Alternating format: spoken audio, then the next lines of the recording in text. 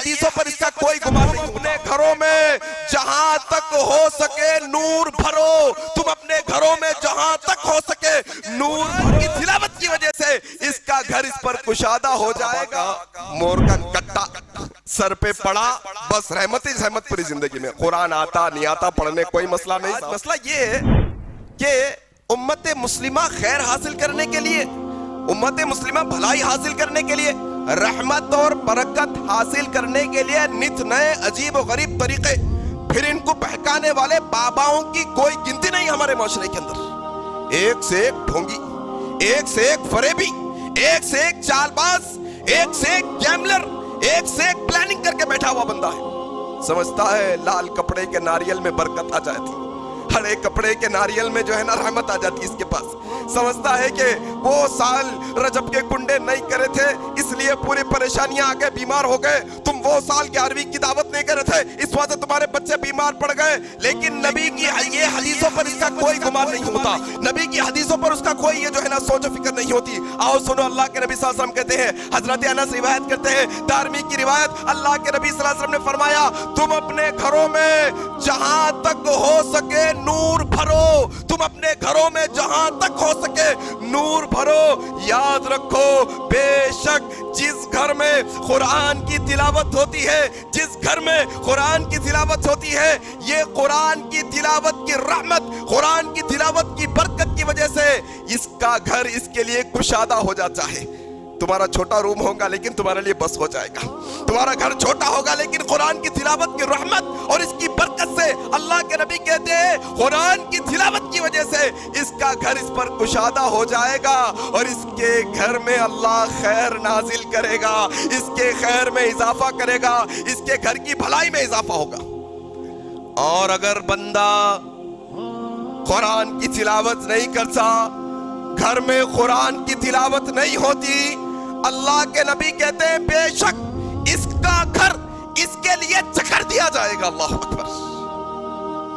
اور اس کے گھر میں اب خیر کی کوئی بڑھوتری نہیں ہوگی, بھلائی نازل نہیں ہوگی اس کے گھر پر. بس کیا, یہ جس گھر میں قرآن کی تلاوت ہوتی ہے وہاں پر فرشتے آتے ہیں, شیطان بھاگ جاتے ہیں, اور جس گھر میں قرآن کی تلاوت نہیں ہوتی وہاں پر فرشتے چلے جاتے ہیں, شیطان آ جاتے ہیں. اللہ اکبر. اپنا مسئلہ کیسا ہے, بابا کا مور کا کٹا سر پہ پڑا, بس رحمت ہی رحمت پوری زندگی میں. قرآن آتا نہیں آتا پڑھنے کوئی مسئلہ نہیں صاحب. اب کیا 40 سال کے ہو گئے, اب کیا سیکھتے, ابھی سیکھنا ہے. اب نہیں سیکھے تو پھر اللہ کو منہ دکھانے کے قابل نہیں رہتے. قرآن کا مسئلہ بھائی کتنے بے پرواہ لاپرواہ ہم بنے ہوئے ہیں یہ قرآن کو لے کر. کیا یہ قرآن کوئی معمولی کتاب ہے؟ یہ وہ کتاب ہے جو ایک انسان کو زمین سے اٹھا کر آسمان پر پہنچا دیتی ہے. اللہ اکبر. یہ وہ کتاب ہے جو اللہ کی بارگاہ میں انسان کے مرتبوں کو بلند کر دیتی ہے. یہ وہ کتاب ہے جو ہمیں اندھیروں میں سے نکال کر روشنیوں کی طرف لاتی ہے. یہ وہ کتاب ہے جو بڑی بڑی بیماریوں سے نکال کر شفا کی طرف ہمیں لاتی ہے. یہ وہ کتاب ہے جو گمراہیوں سے نکال کر ہدایت کی طرف لاتی ہے. یہ اللہ کا کلام, یہ پڑھنا نہیں ہوتا ہمارے پاس. آج کیا مسئلہ ہے بھائی, گھر میں برسوں گزر جاتے, تلاوت کرنے کا شعور نہیں مسلمان کو. کب پڑھتے صاحب, نیا گھر بنائے تو پڑھتے, کوئی مر گئے تو پڑھتے, نہیں لڑائی ہو گئی تو آؤ قرآن لاؤ اس کی قسم کھاؤ. یہ کام کا ہو گیا ہمارے پاس قرآن نہیں. یہ نور ہے, یہ ہدایت ہے, یہ گھروں کی رحمت ہے, یہ گھروں کی کشادگی ہے, یہ گھروں کی بھلائی ہے قرآن مجید. اس کو پڑھو تم.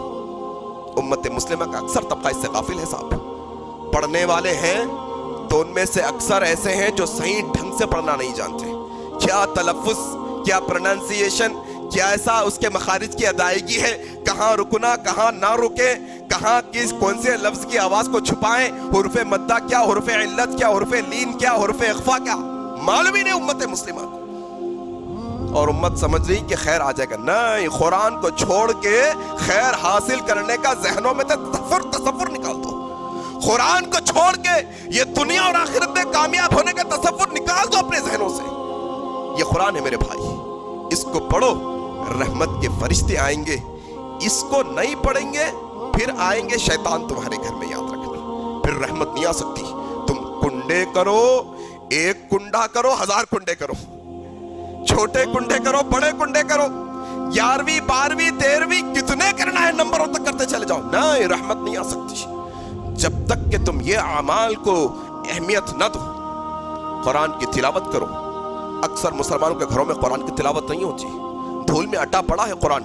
जाकर देखो, आज ही जाकर देखो अपने अपने घरों के अंदर, धूल में अटा पड़ा है। कब खोले थे मालूम नहीं। अल्लाह अकबर। एक साहब कुछ सालों पहले यहाँ पर कुरान का एक नुस्खा ला लिया, पूरा दीमक खाया हुआ, दीमक।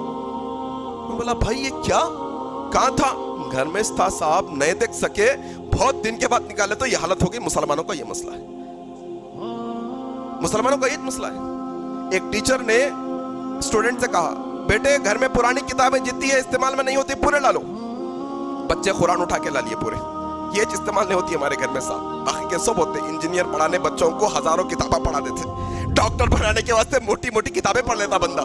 लेकिन ये जो अल्लाह का कलाम आसमानों से नाजिल हुआ तुम्हारे लिए, वक्त नहीं है पढ़ने के लिए, वक्त नहीं है सीखने के लिए। उम्मत मुस्लिमा के पास आज मेरे भाई रहमत के फरिश्ते चले जाते हैं उस घर से जहां पर कुरान की तिलावत नहीं होती।